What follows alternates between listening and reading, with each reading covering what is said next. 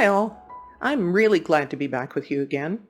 We're all getting back from summer holidays here in the Northern Hemisphere, and it's time to start planning for the fall, hence today's topic.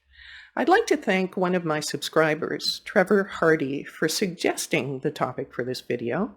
He has had a long career in the IT field and also as a professional photographer, so he is eminently qualified to speak to the topic himself, and indeed has done so. Thanks, Trevor, so much for the suggestion. I've done several previous videos on making choices between different types of gear, but it makes perfect sense now to include a piece on when you would consider any new gear at all. My take is a bit different than most, and I look forward to your comments as you listen to this particular broadcast.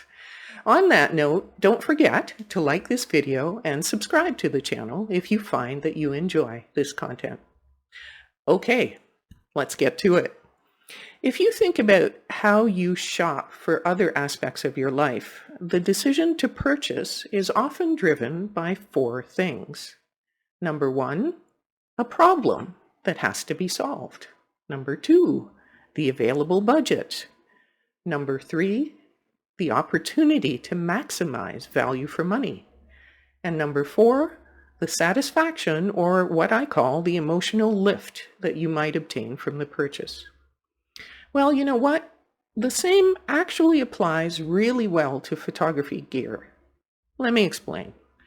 First, on problem solving. Whether it's clothing or cars, the trigger for a new purchase is often something that isn't working anymore with the existing situation. For example, winter is coming. Haha, I love winter, and the old parka has seen one too many seasons. Or perhaps regular maintenance on the car now exceeds the cost of a monthly payment for a new car. In photography, you might have progressed your skill set to a point where that point-and-shoot camera no longer cuts it. You want more versatility, or you want more control.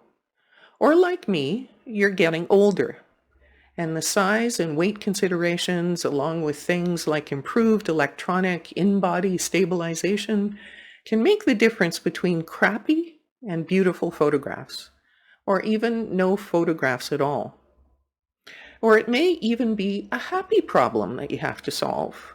You're taking a trip of a lifetime, and you want to make sure that you can capture your memories perfectly in images. Okay, so you have a problem to solve. What next? Investigating the options for solving it, of course. This is a really interesting area for retailers and manufacturers. While many products help you deal directly with those problems, many electronics products, such as cameras, are often sold on the basis of helping you solve a problem that you never really knew you had to begin with. iPhones aren't popular today because of their portability. They are popular because of all the new features that each generation of iPhone introduces. Similarly, nobody ever thought to themselves, I need a mirrorless camera, before one was ever invented. Instead, they looked for other ways to lighten the load. Now, I can't live without my mirrorless. As you research your options, you should also give some thought to separating what's called needs and wants. Actually, make a list. We'll talk more about this a little bit later when we touch on the emotional lift that you might get from your purchase. Next, and obviously, the available budget comes into play. If circumstances are forcing the purchase, then managing the money becomes critical. There are usually many options for doing that, including today's very popular zero-interest loans. If there is some flexibility in when you can time the purchase, then setting at least a maximum budget is a good thing. My recent experience with purchasing the Canon RF 100-500 lens is perhaps an example of not how to handle this particular part of the process. I'll link to that video in the description below. Again, we'll touch more on this in the emotional lift discussion a little bit further on. Every retailer and manufacturer offers sales and deals throughout the year, so timing your purchase to take advantage of these events is also a good thing. And you might consider gently used gear available from retailers or even private purchases, both of which can save you a lot of money. The latter two do, of course, come with more risk in terms of validating the quality and the performance of the product.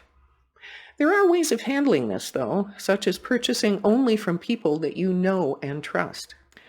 I have friends who treat this part of the process as a game, often sharing with each other who got the best deal on their latest piece of kit. And don't hesitate to ask your friends for advice on good sources for such purchases. What to really avoid is what I call the impulse purchase. I generally see two cadres of buyers in my time on staff at the local camera store. Those who do their research before ever setting foot in the store and who know exactly what they need, and those who come in just to quote unquote browse and often leave with thousands of dollars in new purchases. I have to admit that I've done both. But I have gotten better over the years, and now even working at the camera store doesn't often entice me into a new purchase. But I must admit, it did take a while. Okay, I want to now specifically spend time on what I labeled as the emotional lift aspect of any new purchase.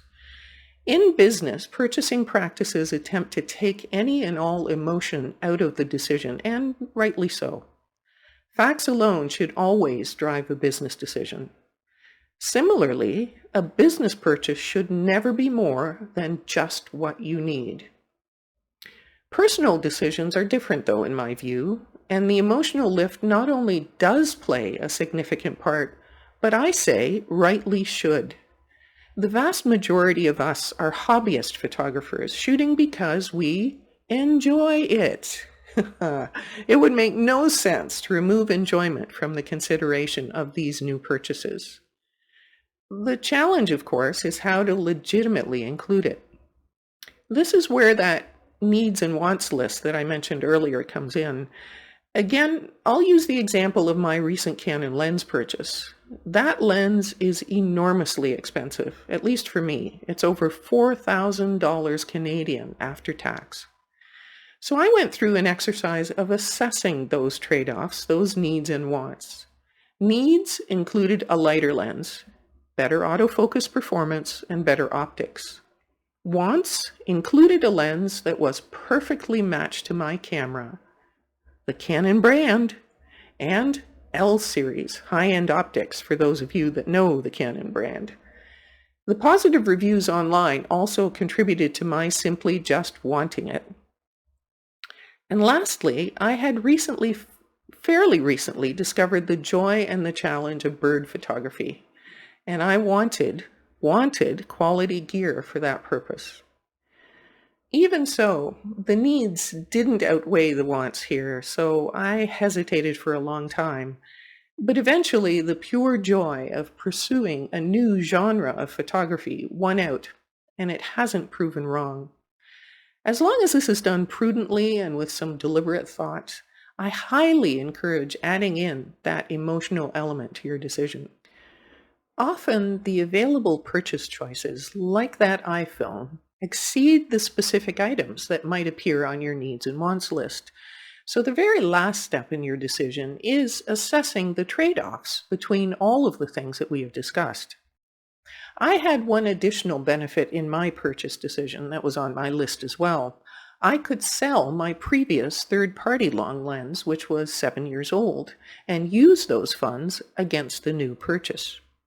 So, ask yourself, what's more important, sticking to budget or buying the lightest gear possible, even if it costs more?